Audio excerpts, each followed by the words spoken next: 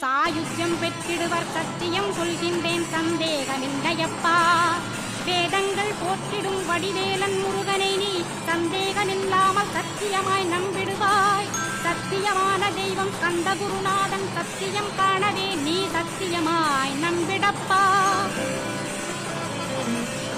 கன்னிமார் ஓடையிலே நீராடி நீர் பூஜி கந்த குரு கவசமோதி கந்தகிரி ஏறிவிட்டால் முந்தை வினை எல்லாம் கந்தன் நகற்றிடுவன் நிந்தைகள் நீங்கிவிடும் நிட்டையுமே கைகூடும்.